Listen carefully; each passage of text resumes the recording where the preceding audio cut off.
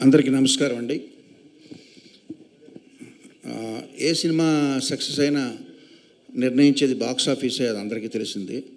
కానీ ఈ సినిమాకి మాత్రం ముఖ్యంగా నేను కంగ్రాచులేట్ చేయాల్సింది ప్రొడ్యూసర్ అండ్ డైరెక్టర్ని. శ్రీనివాస్ గారు, సంక్రాంతికి రిలీజ్ చేద్దామని మీరు నిర్ణయించుకున్నారు, సంకల్పించారు, అనుకున్న పని సాధించారు, కాబట్టి మీకు కంగ్రాట్స్ అండి. విజయ్, సంక్రాంతికి రిలీజ్ చేద్దాం అనుకోవడమే కాదు, అలా అని చెప్పి వన్ ఇయర్ ముందు పెట్టే ప్రివిలేజ్ లేదు. సో జస్ట్ 3 monthsలో దీన్ని ఫాస్టెస్ట్ ప్రొడక్షన్గా ఈ మధ్యకాలంలో చేసి సక్సెస్ సాధించినందుకు నీకు కంగ్రాట్స్. కానీ ఒక చిన్న లోటు ఉండిపోయింది. శ్రీను గారు, నేను ఆర్టీసీ క్రాఫ్ట్ షోస్లో దేవి థియేటర్లో సినిమా చూశాను, ఆడియన్స్తో చూసి ఎంజాయ్ చేశానండి. మనం కలిసి మన కొవ్వూరులోనో రాజమండ్రిలోనో చూడాలి, అది చూడలేకపోయాం, ఆ లోటు ఉండిపోయింది. అలాగే విజయ్, నేను మైసూర్ వచ్చాను కంపోజింగ్కి. వచ్చినప్పుడు మనం కార్డ్స్ గేమ్ ప్లాన్ చేసాం, నువ్వు బాగా బిజీగా ఉన్నావు, సో మనం ఆడుకోలేకపోయాం, అదొక లోటు ఉండిపోయింది. But for that I'm very happy. మీ ఇద్దరికి కంగ్రాట్స్ చెప్పాలి, నాగార్జున గారికి కంగ్రాట్స్ చెప్పకూడదు, ఎందుకంటే ఆయనకు థ్యాంక్స్ చెప్పాలి. ఎందుకంటే కొత్త టాలెంట్ని పదే పదే నమ్ముతూ నమ్మకం ఉంచి మన టీం వర్క్ని నమ్మి ఆయన మనకు ఎంత ఫ్రీడమ్ ఇచ్చినందుకు thank you very much sir for repeatedly believing in our talent. And ఈ సినిమా నవరసభరితమైన సినిమాగా వచ్చింది. బట్ అందులో నవరసాలు అంటే ఏడుపు కూడా ఉంటుందిగా. నరేష్ గారు బాగా ఏడిపించారు మమ్మల్ని. ఏడిపించడం అంటే నిజంగా అంత సెంటిమెంట్ మీ వల్ల సాధ్యమైంది అది.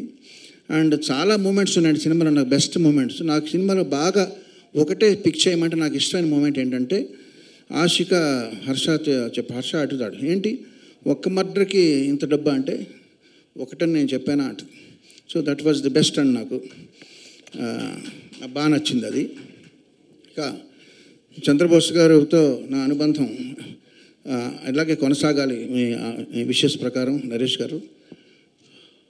ఈ ముఖ్యంగా నేను చెప్పేది ఏంటంటే, విజయ్ నాకు స్ట్రైక్ అయింది.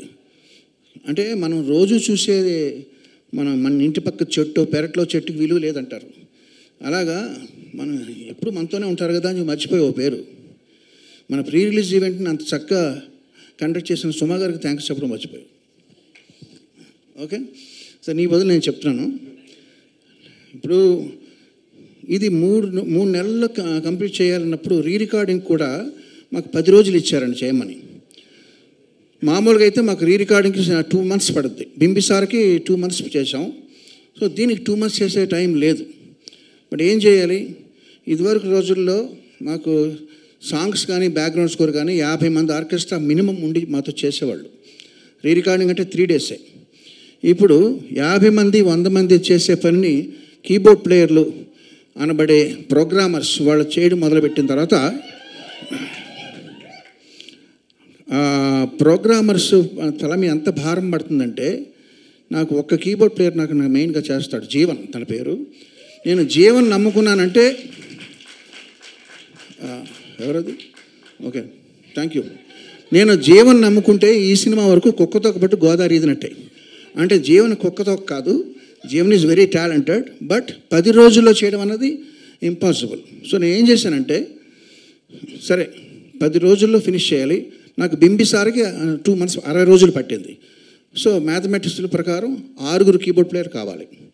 సో నేను జీవన్తో పాటు ఇంకొక 5 రప్పించి వాళ్ళని రోజు తోమడం అనమాట.